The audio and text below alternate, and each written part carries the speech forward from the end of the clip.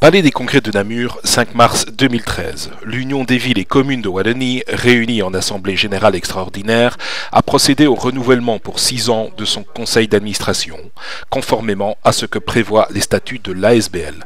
Un renouvellement qui est aussi la conséquence logique des récentes élections communales.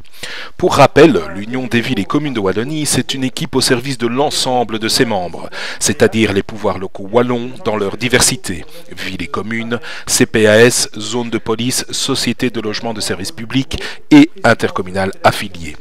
Le conseil d'administration de l'Union des villes et communes de Wallonie constitue ainsi le centre de décision de l'association représentative des municipalistes wallons. C'est lui qui arrête toutes les prises de position et actions de l'Union des villes et communes de Wallonie.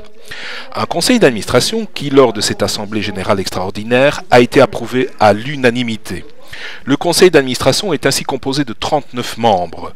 Les statuts prévoient que, lors de sa composition, un équilibre géographique et politique, ainsi qu'un équilibre entre les différentes catégories de communes, doivent être assurés.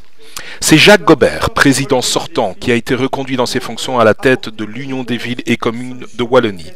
Mais le bureau de l'Union accueille, lui, désormais, 3 nouveaux venus en la personne de Benoît Dispa, bourgmestre de Gembloux, Pierre Huard, bourgmestre de Nivelles, et Jean-Michel Javot, bourgmestre d'Amé.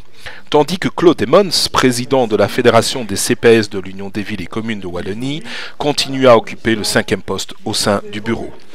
Un conseil d'administration renouvelé donc, dont la mission sera de continuer à défendre les intérêts des villes et communes en Wallonie, car tout le monde s'accorde à le dire, quelques défis importants attendent désormais les communes pour ces 6 années à venir. Plus tard dans la matinée, l'Assemblée générale extraordinaire de l'Union des villes et communes de Wallonie se ponctuait par une conférence sur le thème de la responsabilité civile et pénale des bourgmestres et échevins. Un sujet plutôt essentiel en effet qui aura permis de donner la parole à Catherine Paris, responsable sinistre chez Etias, et Jean Bourtambourg, avocat au barreau de Bruxelles.